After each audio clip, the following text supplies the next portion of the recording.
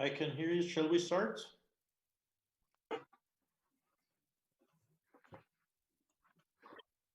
Okie doke. So, welcome to a Bruegel webinar. My name is Thomas Wieser, and the theme of the webinar, as you will know if you've dialed in, is on whether we need a Vienna Initiative 3.0. We've got with us Boris Vujicic, who is the governor of the Central Bank of Croatia, amongst other reincarnations. We've got Piroshka Naj Mohaci, London School of Economics, but formerly EBRD, and closely connected, as all of us, with the Vienna Initiative. Mark Allen, who is affiliated with CASE, but also formerly International Monetary Fund, and Pierre Heilbronn, whom many of you know from his leading position in the European Bank of Reconstruction and Development. So given the limits of time that we have in such webinars, we try to limit ourselves to approximately an hour to cater for televised attention spans. The question is, of course, that many people in the year 2020 may ask themselves, so what is the Vienna Initiative, or what was it, and what could it be now, and what could it be in the near future? And as many of you will know, the Vienna Initiative, of course, was associated with the countries of Central and Southeastern Europe, Western Balkans, and was in response to a very specific economic circumstance. So I will ask maybe first Boris to give us some background on the economic situation in the region.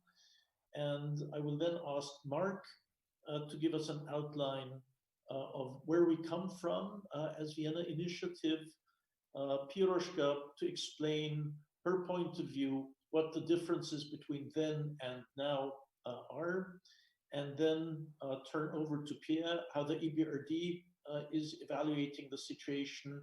Is it reflecting on specific activities or policy proposals? And then we'll open up. Let me just say that you can you can type in questions via Slido. If you type that into your computer, it will pop up and ask you for a password, and the password for this is #Vienna. So the questions that you send to me will pop out on my screen. Let me see. I'm still waiting for the first one. They will pop up on my screen, and we will try to feed them actively into the discussion, hopefully in real time. So enough from me, and I turn over to Boris. Thank you, Thomas. Let me briefly outline the current situation in Central and East Europe. The negative shock that has hit the region is obviously very different than the one when the Vienna Initiative emerged during the great financial crisis. That was a crisis that, as you know, started from the financial sector and was propagated through the financial sector to the real economy. This time we have a very different but very strong negative shock which came through the pandemic. So maybe first a couple of words on how the pandemic hit the region. It has hit the region a little bit later than in the advanced Europe. As we know, the virus first came through Italy and then spread around the Europe. But more importantly, if you look at the number of people confirmed with the virus per 100,000 people, Central and East Europe has been doing better than the West Europe. You would find out that the number of people infected in Central and East Europe was 4 to 5 times lower than in West Europe. This might be due to the fact that the countries relatively early introduced confinement measures, and that has slowed down the spread of the virus. But as in all other cases, we need more research to tell us what was the real consequence, what was the real reason for a slower spread of the virus. There are alternative explanations. When we look at the number of deaths in Central and East Europe per 100,000 people, there the difference is even larger. It's double the one of the infected cases. So if you look at the number of deaths, it's 10 or more times lower than in the West Europe, than in Italy, Spain, Great Britain, even France. Germany has done better. The curve has been flatter in Central and East Europe, and because of these things, the first quarter economic impact in the Central and East Europe was overall, although everywhere negative, less pronounced than in the advanced Europe, with the quarter-on-quarter real GDP growth rates being on average in somewhere between 0 and 1% decline, which was significantly lower than we saw in the advanced Europe. If you look at the outlook for the whole year, there the Central and East Europe decline might be in around 5% drop in the GDP compared to approximately 7.5% in the advanced Europe or Euro area. So there the difference would narrow down as we move through the year, but is still expected to be somewhat lower than in the advanced Europe. Now, one of the things that was actually the most important reason of emergence of the Vienna Initiative were the capital flows, portfolio flows during the great financial crisis. So it's interesting to look at what's going on now in Central and East Europe regarding the portfolio flows. What we've seen at the beginning of the crisis, this is second half of March, first half of April, is that we saw very significant portfolio outflows out of the Central and East Europe, very similar to what we saw during the great financial crisis. But since the mid-April, basically outflows stopped. We do not see any more. There is maybe on average a little bit of outflow, but basically portfolio flows have stabilized. So it didn't take that long for them to stabilize after the initial shock and initial uncertainty about how the things will develop.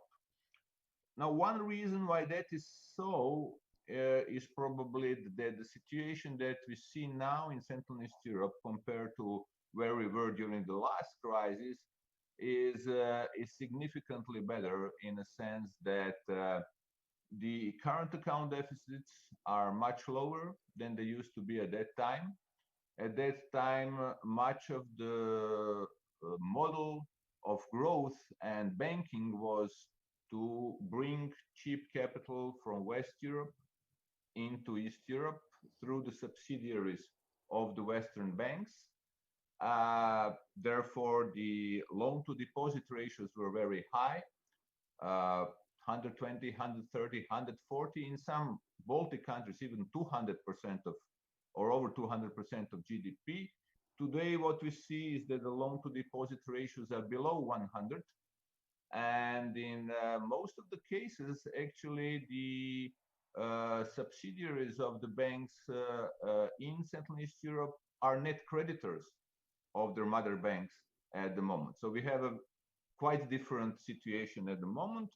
Current account deficits have narrowed down. So there are many countries actually run a current account surpluses.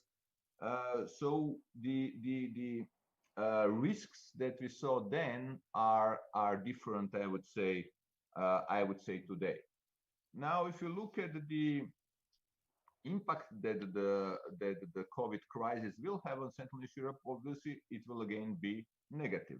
But it will primarily be negative in terms of the fiscal hit, the same I would say as in other countries, advanced Europe, except that we still expect to have somewhat lower fiscal deficits in Eastern Europe than in Western Europe, on average again.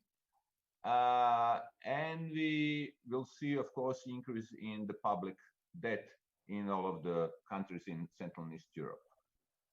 In the banking system, we will see increase again of NPLs, like we saw after the last crisis. So this will be pretty much the same development. We'll see it to what extent, because it's still not clear how the things will develop. There's still a lot of uncertainty around the forecast by the end of the year. And we will see, according to the bank lending surveys at the moment of the banks in Central and East Europe, tightening of both the supply conditions for credit, where the supply conditions for credit will tighten for different reasons. One is the deteriorated, of course, macroeconomic outlook.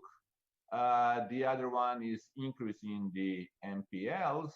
And the third one is the tightening in the capital conditions of the banks associated with that. Combined, because of that, banks expect the supply conditions to tighten. While on the other hand, on net basis, we also expect the tightened demand conditions. So the demand for credit will go down.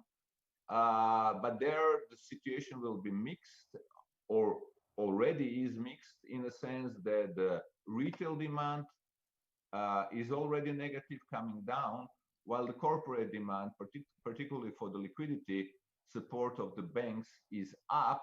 And the problem for most of the corporates at the moment is that it's getting more difficult because of tightening of the supply conditions to get credit from the banks.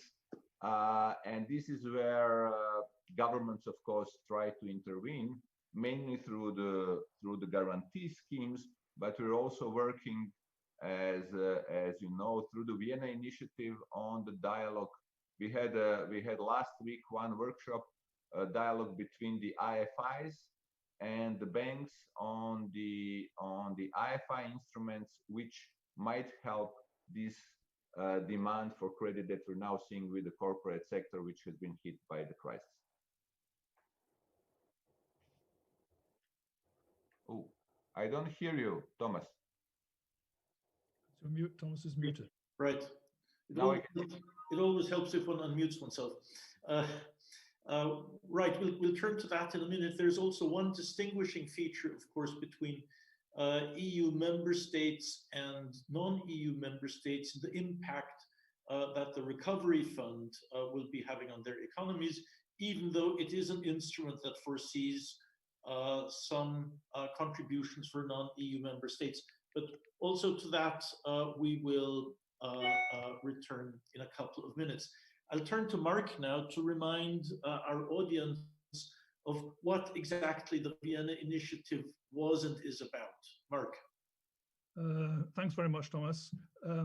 Firstly, there's a big book on what the Vienna Initiative is all about, and I recommend that to anyone who wants to explore this more seriously.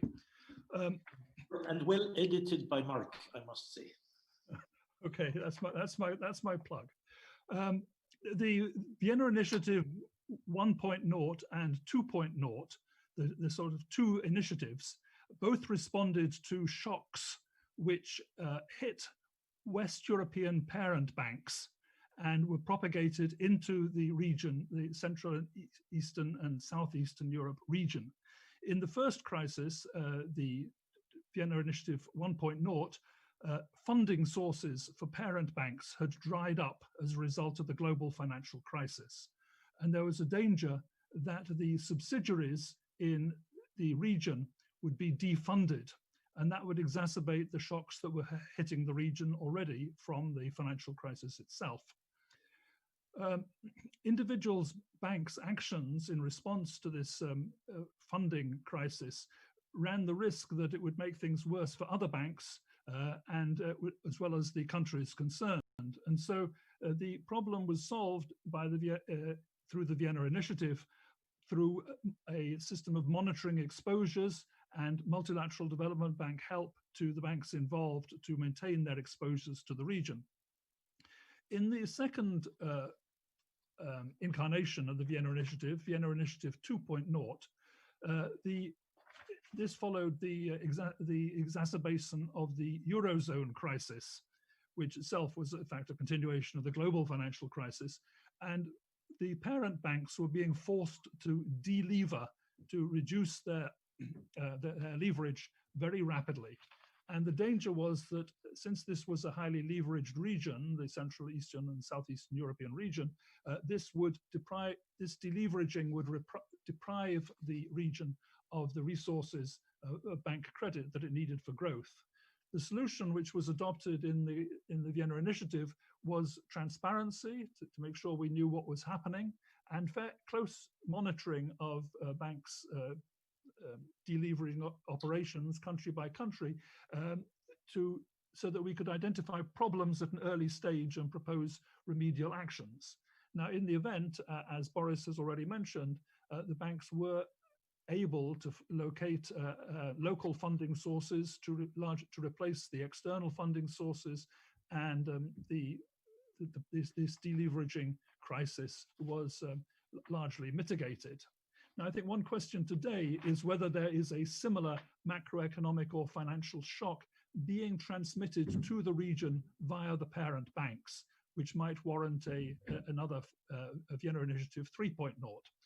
There is obviously a huge shock underway for parent banks as the world economy goes into a very deep and what may be quite prolonged recession. And the first reaction in any sort of crisis is for the home authorities to protect the home market. So when our banking system is largely owned by West European parents, this is a time for vigilance and to think about how shocks are being transmitted.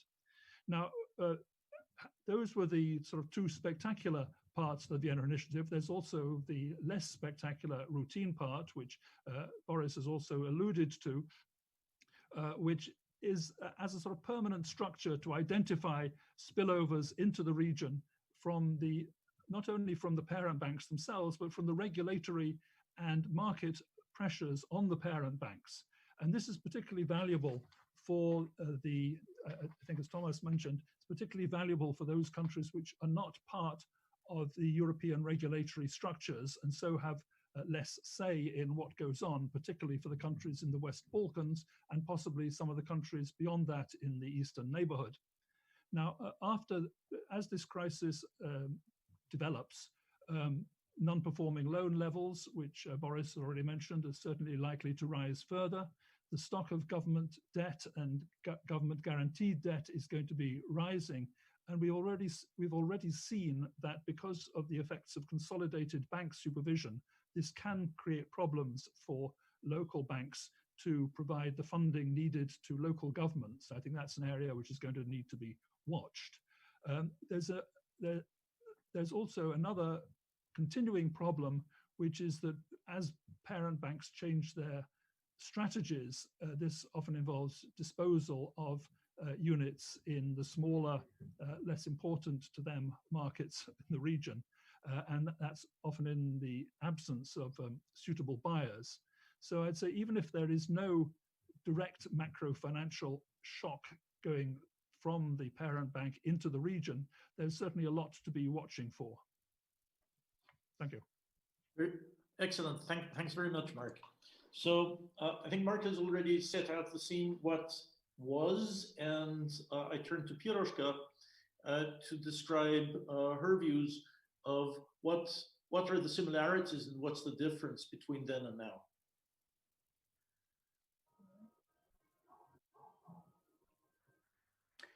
Thank you very much. Thank you all. I'm trying to share my screen. I hope that you are seeing it, and I will. You're sharing. Yes. Yeah. Good. Very good. And I start the slideshow if I manage. Okay. From the start. Okay. So I would like to zoom out a little bit and deviate just a bit from my homework from Thomas and others. And it's a great pleasure, of course, to be with all of you. Thank you very much for the invitation, also, Braigal. I'd like to zoom out a little bit and remind ourselves, when do we do the type of arrangement what the Vienna Initiative has been about? We do need a private sector involvement, basically a bail-in mechanism of the private sector. And I'm just using here the ECB definition, which not always has been very favorable to this idea at the beginning in Europe after the global financial crisis. But using that definition, sort of, you bail in the private sector, you aim at some kind of a burden sharing when you need it because a given country has been hit by a shock, external or domestic. And we have, Marco had described very likely the type of heat shocks that this region has seen. When there is an official bail-in by the IFIs and other official creditors, and even that is not enough, or there is a fear that the official bailout, there's a typo, official bailout by the IFIs, and there's a fear that this bailout actually leaks to the private sector if the private sector doesn't participate. So this is a burden sharing arrangement, has been done for decades and probably even before, and we know the various forms. There are very coercive ones, the Brady Plan, but less to the Brady Plan, or very soft ones during the 1990s, more hands-off approach, or in between. And indeed, I personally think that the Vienna itself is at its birth back early 2009. Thomas was there not taking too far the parallel, but at the beginning of the whole initiative and led it. So at the birth of this, it was a typical PSI. It was a crisis. There was a hit, as Mark described, from Western Europe. But let's not forget that the region itself was really fraught with a number of major imbalances. Boris alluded to them at the time. There was a vast structural problem of massive foreign exchange lending, which had to be corrected. There was a problem with the funding model and the like. So it's true that there was a shock, but there were underlying domestic shortcomings that needed to be corrected in order to manage the response to the shock. So that was the type of PSI of the Vienna in crisis. At that time, 2008, this was a regional one. That was a very smart move, I think. It leveraged the European regional integration incentive, both from the policy objective and also from the market perspective, and work. What I'd like to emphasize is that in addition to this PSI, sort of crisis type engagement, there is what Mark has called the more boring, the peacetime Vienna Initiative, which I would argue has been just as important in correcting the imbalance, the structural imbalances I just described, and the legacy of the crisis, and more recently also looking collectively with the private sector at financial innovation, capital market development, and the like. Very useful. So it is not simply the PSI crisis, it's also dealing with major structural systemic issues with the industry in this platform. And I think this distinction is very important when we think of whether there should be a Vienna 3 or not. Very important, I think, that for each phase we identify the set of incentive that works, because it is the Vienna setting is a semi-coercive, semi-soft incentive system. It's voluntary, but it's very public. Signed letters, signed commitments, public monitoring, and follow-ups. So it is very important to have these incentives identified on the bank side, on the host countryside, on the home authorities and the IFIs which work together. For the PSI phase is very clear, but obviously this has worked very well for the non-PSI, the peacetime coordination platform. Now, again, zooming out a little bit from Europe and asking the question, do we need a PSI type, crisis type bail-in of the private sector today? And as Boris alluded to, and that was a global phenomenon, there has been a massive external sudden stop in March. This slide is actually from Jeremy Zettelmeier, a very good source, former colleague and now with the IMF, which he presented just a few days ago at our own webinar.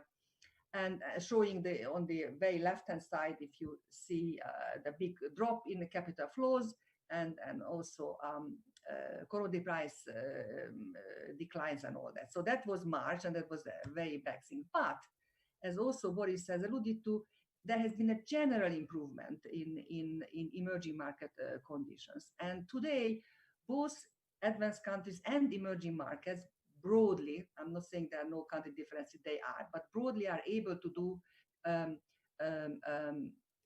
again a typo, apologies, counter-cyclical policies.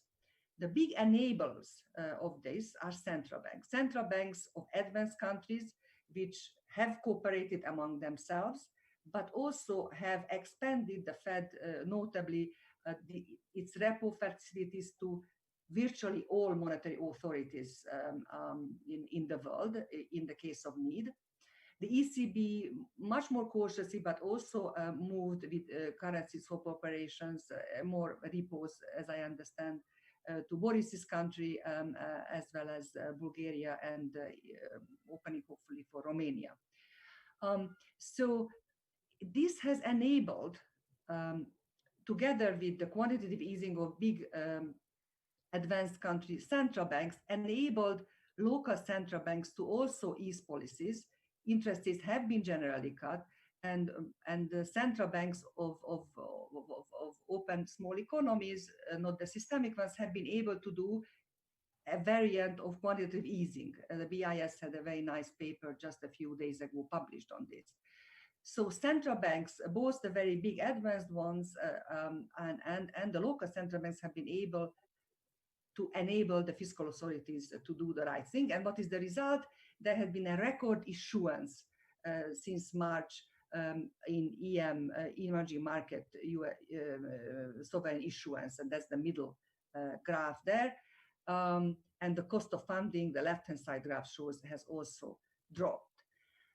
But what does it mean? Of course, it means that access to funding, external and domestic, has improved and has returned, but it means, of course, further rising debt levels. This is from the IMF view, and this will be adjusted now. They just revised an hour ago, announced a revision of the VO forecast, and this is going to look even worse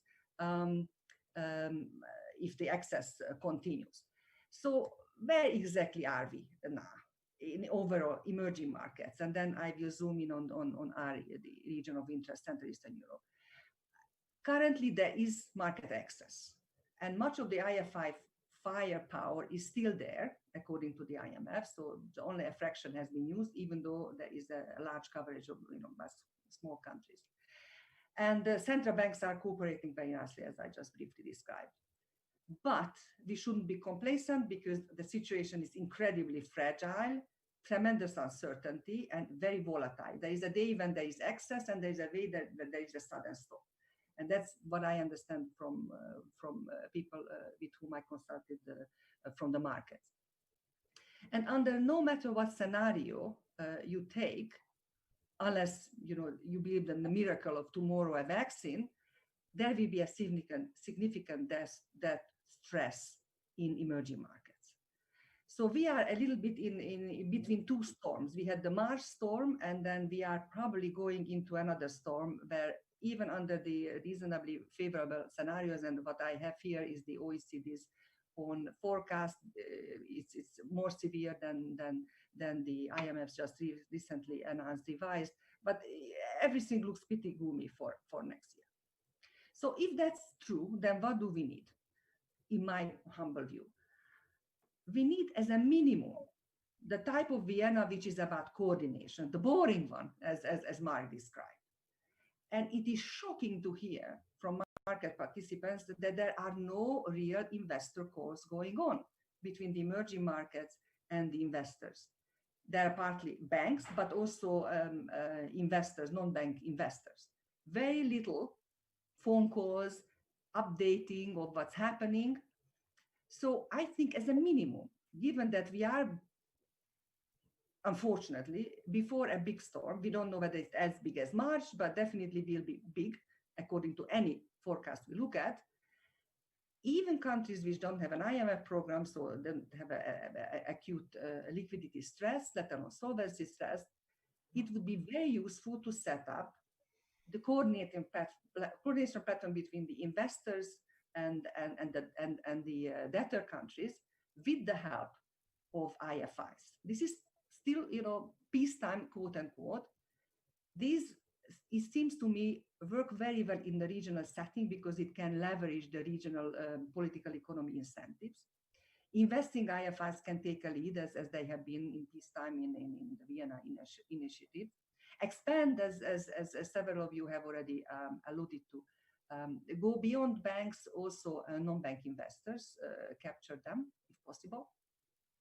I just highlight one additional issue that, of course, we have the big elephant in the room, sorry to say it, sort of, is China, which is not a usual government, transparent government creditor, not part of the formally of the Paris Club, does its own deals and sometimes goes along with the G20, sometimes doesn't go along with the G20 in this area. And obviously it's not covered by the PSI. So it's a huge complicating factor. And it's not an insignificant player in Southern Eastern Europe, or if we go even beyond in Central Asia, where some of the banks operate. Now, this is for the countries which really don't have the big storm yet. They don't have IMF programs by, measuring by that. But those which have IMF programs, they should have PSIs. They should have private sector direct engagements. And it seems, I know that there have been efforts, and I know that they have largely failed for one reason or the other. I believe that the Vienna model of working with incentives and not telling investors what to do perhaps is a better way than top-down trying to do it compulsorily. Look for the incentives, look what really matters for all the stakeholders, and try to play with that. In this, beyond the IMF, investing IFIs are critical. As Mark very rightly said, it was critical in the PSI phase, Vienna 1.0, to have investing IFIs, the EBRD, the EIB, the IFC, and the World Bank investing part to support the investors to make the commitment and enable them to do the bailing in. It would be also extremely relevant to add to this framework the relevant advanced country central banks, because we know that currency swaps, even if it's just currency repos, it's not that good, but still the right path is set, are very, very helpful. Even just as a signaling is very helpful. And this, we don't see too much I would have expected more from the ECB in this regard. And I'm just wondering that given the scale and scope, maybe it's time to revisit the whole idea of the sovereign debt restructuring mechanism, which of course the IMF put in place back 2 decades ago. Then it was swept off, but we may, in a broader scale outside Europe, we may actually look into a major international bankruptcy problem very soon. So for the smaller region, very quickly, apologies for taking so much time, the Central Eastern Europe, as Boris so eloquently described, is much less hit. And let me say also very nicely, will benefit from the EU transfers, including the Next Generation Fund. Almost disproportionately higher than one, would have feared. So there, the importance. I think, Piroshka, we need to start moving over to Pierre. Okay. So let's just continue, and for the IMF programs, get a PSI when needed and expanded. So I stop there, and let's hear Pierre. Okay. Thanks very much, Piroshka, for this. I'll just remind people on the call that if you want to enter some questions via slide.do with hashtag Vienna as the code, please go ahead and do so. I think given the time constraints, I will not have any intermediate questions. I'll turn over to Pierre, who will be able to reflect on what the EBRD has been doing and what it's thinking about the issues that all three of our previous speakers have raised. Pierre, over to you. Thank you very much, Thomas, and I'm very humbled, obviously, to do that under the eyes of the father of the Vienna Initiative, and to have the discussion about a generation of sons or grandsons of the initiative in the new context. The new context, Boris described it very well, so we all agree that the COVID crisis will have significant short-term and long-term consequences for the region covered by the Vienna Initiative and beyond. And in that context, obviously, the Vienna Initiative has an important role to play in coordinating various stakeholders and helping us all identify how we can act within our respective remits to minimize the materialization of risks to financial stability in our countries of where we operate. This crisis has also created the need for international financial institutions to step up once again, and in some cases to help governments shape their policy response with a view to minimizing distortion and avoiding longer-term retrenchment of international banking groups and other cross-border investments. We can have towards debate if IFIs did enough or it could have done more in the last month, but obviously this is an important dimension. As an aside, in the EBRD, we did set up a special €4 billion rapid financing facility and agreed to dedicate most of our operation over the coming 18 months to supporting the crisis response in our countries of operation, aiming to provide something like €21 billion for this purpose over the period. But I want maybe briefly to feed it some reflections about what the needs are in terms of potential expansion of the Vienna Initiative in terms of actors, but also geographies. The structure of capital flows to the region and emerging markets in general has changed since the great financial crisis of 2008-2009. In particular, the role which has been mentioned by Piroshka and others of institutional investors in emerging countries, which has increased dramatically. And one element we have to take into account is that those flows have become once again quite concentrated. So the big question of the day and of the month to come is what, if any, can be done to reduce the pro-cyclicality and help temper the volatility of non-bank capital flows to and from emerging markets. The nature of institutional investors, their investment mandates, fiduciary duty, need to maintain net present value neutrality, as well as the underlying investment, which can be liquidated, in fact, much more quickly when compared to bank loans, make any effort of coordination and coordinating the prevention of disorderly withdrawals on a voluntary basis quite challenging. Therefore, as pointed by Piroshka, it's time for us, even before maybe a bigger storm in the next months, to engage in dialogue not just with banking groups, but also with institutional investors and investment banks under the Vienna Initiative.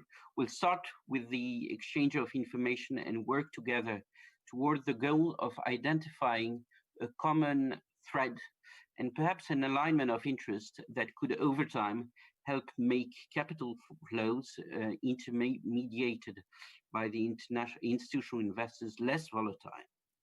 So that's very much on the type of actors.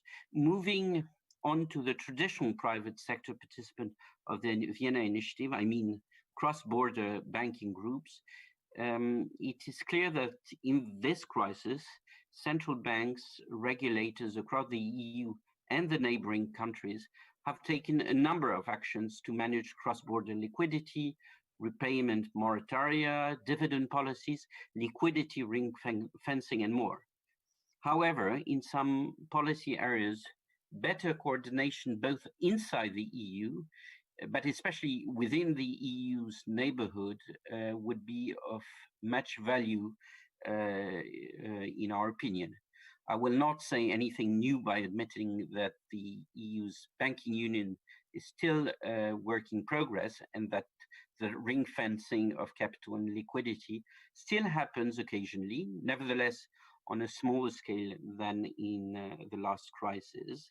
The design of debt moratoria and guarantee schemes on a national level is perhaps another area that could benefit from greater harmonization in introduction of international best practices. There is also this question, which has been mentioned, of access to euro liquidity for countries outside the euro area and even outside the EU. And we are very pleased to hear that obviously Croatia, but also Bulgaria and Romania have secured access to ECB liquidity facilities through swaps and repo arrangement. So it is fair to say that even within the region of the traditional remit of the Vienna Initiative, there is still an increased need for coordination. As for the European neighborhood, the question is a little bit more complex, I would say. The Vienna Initiative traditionally had a focus on countries that shared a common thread, which is a strong presence of cross-border banking groups. These countries, and I mean primarily Western Balkans, are also increasingly integrated with the EU through trade and financial flows. So the EU is and should be the natural gravitational point for these countries, for Western Balkans. And if we venture further, at least our analysis that in Eastern European countries such as Ukraine, Moldova, Belarus, and Turkey, you have these elements of common threats. By the way, some of these countries have been associated to the Vienna Initiative as observers in the last years. And as we discuss in the Vienna Initiative with Boris, Ukraine will become a full member of the initiative in the next weeks. Expansion to other regions, and I will finish by that, is more complicated because to our after looking at that in great detail, there is a lack of common concerns or the absence of focal issues which would create the need and readiness for cooperation, which doesn't mean that nothing can be done in North Africa, in Central Asia, in Caucasus, because as was said before, the crisis will create huge economic and financial problems. And in the Vienna Initiative, we've developed obviously also a toolbox, which we can share with ad hoc events, high-level events, aimed at presenting best international practices, for example, in dealing with NPLs. So I will stop here and very much looking forward to reflecting on any questions. Thanks very much, Pierre. I was going to throw out a couple of questions to all four of you, and we'll supplement this with a question that Catherine has asked through Slido, which quite obviously is targeted at Boris, where She writes, will COVID-19 crisis put off Croatian membership in the Eurozone? Could a Vienna initiative help this? And right now there's a second question, another questions coming in. Are there risks of banks failing? And another one, how can the incentive-based Vienna Initiative model work for institutional investors who have no long-term commitment to the region, unlike banks? And I think all three questions are quite pertinent. So is there a difference whether you are a member of the euro area or not? Second, what is the influence of the recovery plan? Does that influence issues significantly within the European Union? But we also know that there are funds foreseen for countries in the European neighborhood. And I think very importantly, as has been mentioned by some of you, the Vienna Initiative 1.0 was an easy one because capital was not very volatile because of the structure of lending through banks. Subsidiaries were where they were. And with the present portfolio structure, things look very different. So how does that influence our thinking on this?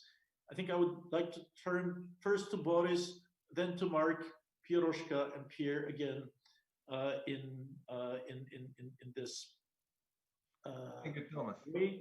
And maybe just if you factor in the questions that I've read out, which have popped up on Slido. Boris. Thank you, Thomas. Let me try to briefly touch on all four questions that you put. Not to take too much time from others. First is the euro area membership. As for Croatia, nothing has changed. Although there was a risk that the COVID crisis might postpone our road to the first ERM and SSM membership and then the Eurozone, everything went on plan. Comprehensive assessment by the ECB of Croatian banks have been successfully completed. Preconditions have been met, and we expect to have it all on track without any delay because of the COVID. As for the euro area membership itself, obviously, it's very clear that being a member of the euro area in this kind of a situation, particularly in this kind of a situation when you have the huge negative shock like the pandemics, is a beneficial thing. Policy space within the euro area is obviously much larger than the policy space in a small, open, emerging economy next to the euro area. What we are seeing is, of course, that there's also a difference now between being a member of the Eurozone itself, of the EU, or being the European country out of the EU, what the countries that are part of the Vienna Initiative but are not members of the EU yet. Being a part not only of the Eurozone but of the EU gives you an access to the EU recovery plan, which is a great tool for all the countries of the European Union, in particular for the Central and East European countries, as the envisaged EU recovery plan contribution to those countries is on average 7.2 percentage points of the GDP, which is definitely large, and will manage to help the economies that are in the European Union to recover faster and to continue their catch-up path towards the EU averages. On the bank failures, whether there is a risk of bank failures, well, I've said that the banking system is in a way in a much better shape than it used to be 11 years or 12 years ago during the great financial crisis. Now, having said that, let me still say that that assessment pertains primarily, I would say, to the fact that in Central and East Europe, Loan-to-deposit ratios are much better. There are less vulnerabilities coming from the funding situation from the parent banks. Liquidity ratios are much better. Liquidity situation in the banks is much better than it used to be 11 years ago during the great financial crisis overall in Central East Europe and in the parent banks as well in the Western Europe. But capital situation in the banks isn't, well, some data you can look at and say, well, the banks are much better capitalized. But if you look at the leverage ratio of the parent banks 11 years ago and now, it's not very different. Capital weights are one thing, leverage ratio is the other. I always like to look at the leverage ratios. And I think if you look at the prices of the banks in the market, what market tells you, if you look at the price to book or price to earning ratios, they do not show much of the confidence that the markets would have at the moment in the banking system. I would say primarily because of the low leverage ratios, and that's why we have to be careful. And this is why we have to be very focused and I would say vigilant as the regulators and policymakers as to the potential medium to longer term effects that this crisis will have on the banking system, which entered the crisis in, again, significantly better shape than in GFC, but not in a perfect shape, particularly in Europe. So there is one thing that we should learn from this crisis is that what we started after the last crisis, and first was the Vienna Initiative, but on the European level, we started the Banking Union Initiative, and later on Capital Markets Union Initiative needs to be completed.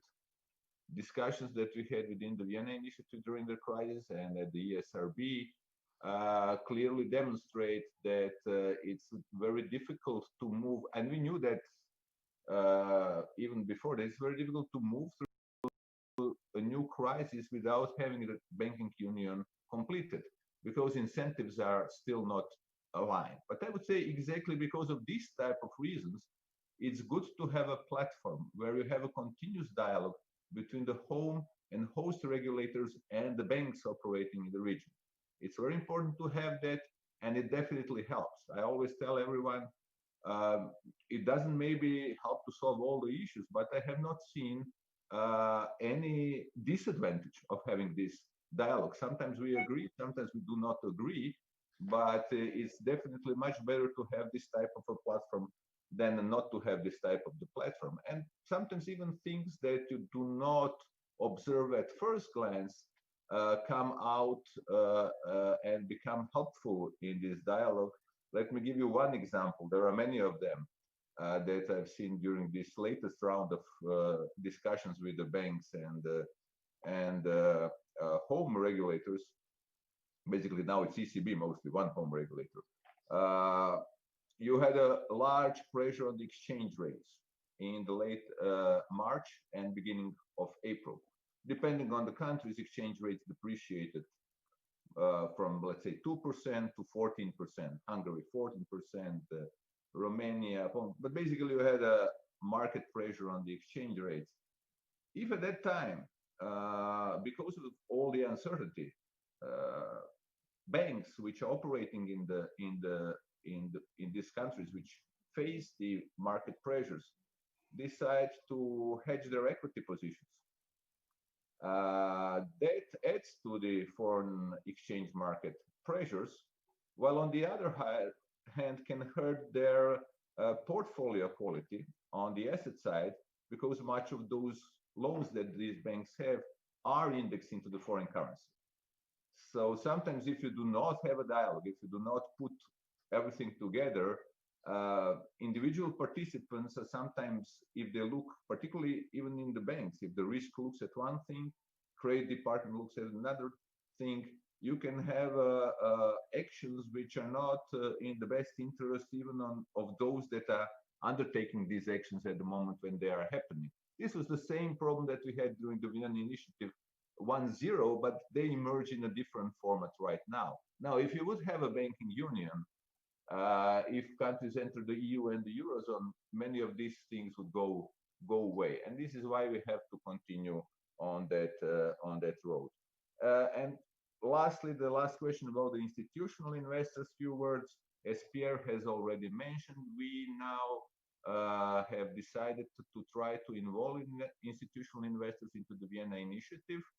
We're in the early stage of discussion with institutional investors. They do have some problems, fiduciary duties, and problem of possibly trading on the privileged information.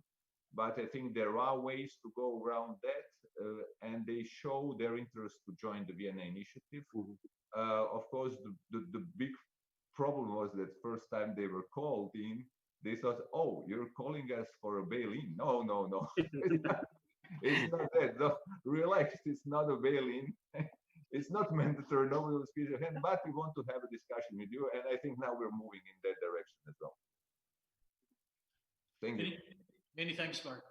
Boris and Mark, now I think the last point is quite of interest. One of the big differences, as we've highlighted already today, is the structure of capital flows 10, 12 years back and nowadays, and the ramifications that this has for incentive structures and the like. Maybe you could, and that's also been one of the questions also Boris has mentioned now. Maybe you could also focus on that. Okay, well, I would. I don't have that much to add to what Boris has said about the first question, which was about whether banks are likely to fail. All I can say is that banks are dangerous institutions, and the price of security is eternal vigilance. It's true that banks are better capitalized and have better liquidity situation than they did before, but there are obviously still problems. And this crisis, which starts as a health crisis, it becomes very rapidly a real economy crisis as demand collapses, as supply difficulties are created, and that becomes inevitably a financial crisis. I think we're going to be in very difficult financial situation for quite a period ahead, with a lot of companies which have had their balance sheets really badly affected by what's going on at the moment. The lack of income, the change in demand structures have really caused large problems. Now, widespread corporate distress is often a feature of financial crises. If you look at the Asian crisis, you had a lot of problems of corporations which had borrowed in dollars, and then the exchange rate had collapsed and they had big problems. And so in these cases, there was sort of fairly concerted approaches at a national level to deal with the problem of bankruptcy, to deal with the problem of balance sheets, reorganization of corporates, so as to minimize the, if you like, the social destruction of capital that the process of cleaning up balance sheets involved. And I think we are going to face something quite similar in following this crisis. And I think there's a lot to be learned from how one country does it, how another country does it. And the Vienna Initiative can be a useful forum for doing that. And I would come back to one of the aspects of the Vienna Initiative, what was the NPL, the non-performing loan initiative part of it, where a lot of work has been done to get countries systems for dealing with non-performing loans operating. Now there's going to be a need for these with a vengeance, because you'll have a lot more corporations moving into this. And so I think that the work that the Vienna Initiative did on NPL clearing up needs to be, if you like, if anything, intensified, and the good lessons spread, and the ability of countries to put in place systems to deal with this, so that there isn't just a widespread collapse of social capital, if you like, in the economy, can be dealt with. So that's the first thing. The second thing about the role of institutional investors, I think this clearly is a problem that which we've seen as the bond markets have come to dominate capital flows. We've seen the huge volatility of money pouring in and pouring out, and pressures on the exchange rate. One of the more encouraging signs is that the IMF has, after many years of ideological struggle inside the institution, reflecting what's gone on in member countries, come to the view that some form of capital controls, capital, or sorry, to use the polite term, capital flow management might be appropriate. And I could sort of see a system where you would, if you like, sort of put a frame, sort of ring fence the amount of capital coming out of countries in these circumstances, which would effectively be a tax on outflows when the pressures were large, and not a tax when the pressures were small. But if you want to put in place structures of this sort, which would not sort of stop the flows, but would actually just discourage them and operate in a counter-cyclical way, you would have to coordinate what you're doing with what's going on inside the European Union itself and the structures there. And so I think that's a big research agenda. It's not something that's going to be done quickly, but I think that's something which over the period ahead could be developed. And one of the advantages of talking to the institutional investors in the Vienna Initiative framework is to identify possible solutions which are not too coercive in this framework, and get more insights into how this process can be managed. And I'll stop there. Thank you. Thanks very much. Piroshka, we've just had a new question coming in, and maybe you could just focus on that single one because we're running a bit out of time. Andreas is asking, would it be useful to get a stronger commitment of the ECB to the Vienna Initiative? So maybe if you could respond to that one. Yes. You can be a bit longer than this. So that is a very easy question. Of course, the ECB has come a long way in helping countries, but let me compare it to the Fed. It is behind the curve. The Fed has been more aggressive. Obviously, that's the world reserve currency and doesn't have some of the structural problems, including the political issues surrounding the ECB, but has been much more aggressive than the ECB has been. I think the ECB, as far as I can see it from where I sit now, which is academia, is much more cautious, but is trying. So we have seen these three currency repo lines. Much more could be offered, and I think there the Vienna Initiative could help to have some kind of a dialogue as a bloc on behalf of the southern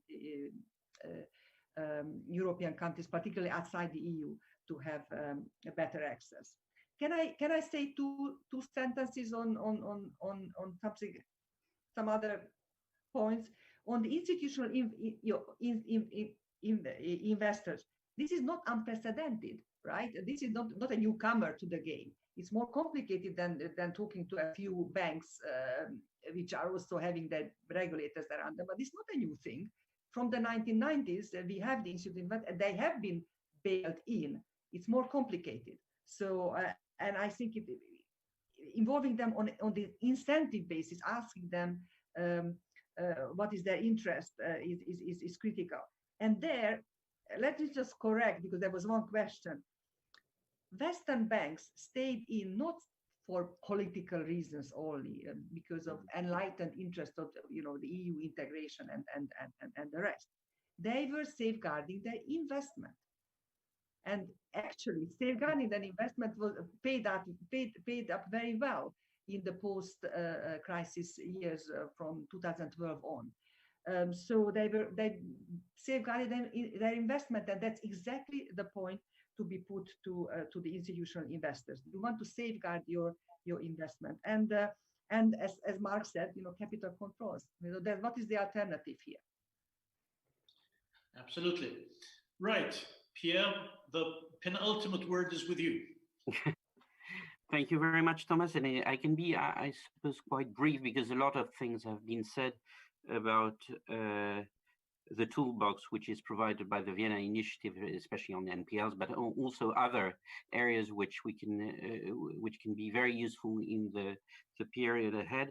Also, a lot of things have been said on institutional investors and what we are trying with Boris and other international institutions to start as a discussion. It is not without challenges, but it's crucial to do our best to try this.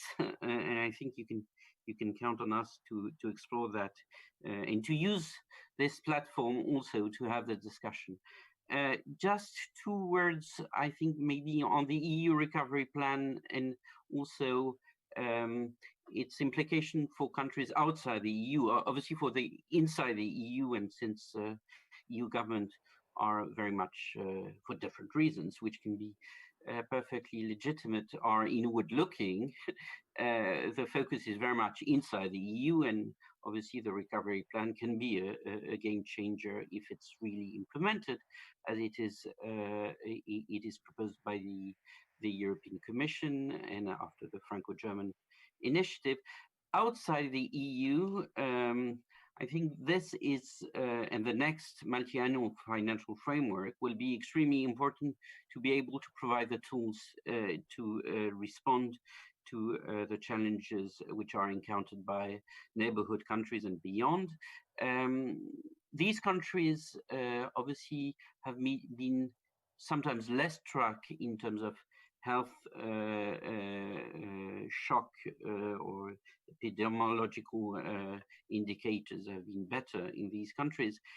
But we have to take into account that these countries have less access to international capital markets, obviously, than Western European countries, and have a much narrower domestic investors base. So that's the issue of leveraging private sector money using the balance sheet of, for example, the development bank is crucial. And there, Thomas, you know the subject better than anybody, having chaired this Wise Persons Committee group, which provided a report on the European development architecture. At least from our point of view, there is a real potential if the right type of instrument incentives are built at the European level to allow each player, EIB, BRD, national development institutions, to put at the service of our countries of operation their specific skill sets. So I would say that the potential is there. It implies not only focusing on financing investment, but also on policy support to the countries of the neighborhood and beyond. Thanks very much. I think this has been an extremely interesting exchange of views. We've gone slightly over our theoretical time constraint of 1 hour, but not very much. Maybe just 1 or 2 minutes. Quite obviously, history doesn't repeat itself. And as Boris has pointed out, the situation appears to give a better background of financial stability than we had in 2008, with a couple of important provisos. And from what I have heard, I would say, firstly, we obviously have very differing situations depending on whether we are talking about members of monetary union or prospective members of monetary union, or EU member states, or the nearer and maybe not quite so near neighborhood. And I would say that this is very much in the European Union's interest to provide the instruments, to provide the technical assistance, and to provide the convening power in order to ensure that financial stability, fiscal stability, social stability in the wider Europe is well, guaranteed would probably be the wrong word, but assisted.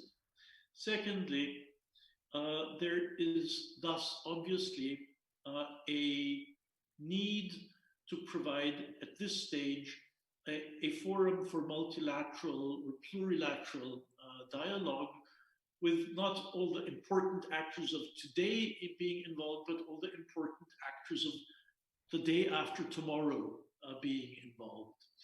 And it was Piroshka who said, well, we are between two storms, and that's when you get out the next umbrella, because the first umbrella has somehow disappeared. So now is the time to get out the umbrella, build the roof, and so on. And that would have to be in a setting which brings in all the IFIs, which brings in the governments, the central banks, and investors. Let me just add as a footnote, if we reflect on what was happening 10 or 11 years ago, Piroshka, Mark, I think the European institutions have come a very long way in being much more proactive. I won't say anything about 11 years ago. Things are much, much better. Thirdly, obviously, there is a big difference between bank funding and capital market funding. But as you said, look Latin America, for example. It's not an unknown issue, but it correlates, of course, with capital flow management. And if we look back at the last 8 years, even in the European Union, we had one incident with a member state which was relying much more on bank financing, and another one more on bond financing. And let's hope that they are not a template. And I've been forbidden to use the word template, but I'm retired now. Fourth, I think it's 3B, China.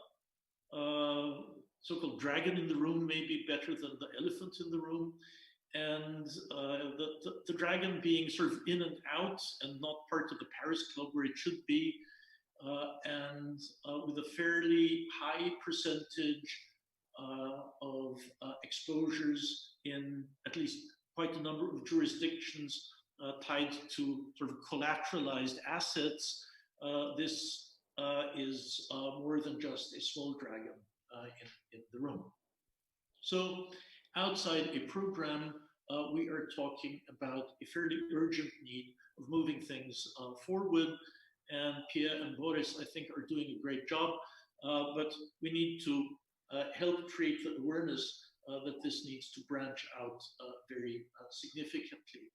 If the umbrella blows away and we come into the next storm, that is, of course, when we are talking about some of the other aspects of private sector involvement and the technical and coordination problems that we have there. So for now, the situation appears to be good and manageable. Risks are out there. We can't make them go away, but we can mitigate them by ramping up, by broadening out the platforms for information and coordination. Let's work on it. And many thanks, of course, to Mark, Piroshka, Boris, Pierre. Many thanks to Bruegel for hosting this event, and especially, of course, all of our thanks, I believe I can say, to those who've been listening in, and even more so to those who've been writing in with their questions. And I hope we've managed to answer them in a satisfactory manner. Thanks very much, and have a good day in whichever continent or country you may be sitting, hopefully,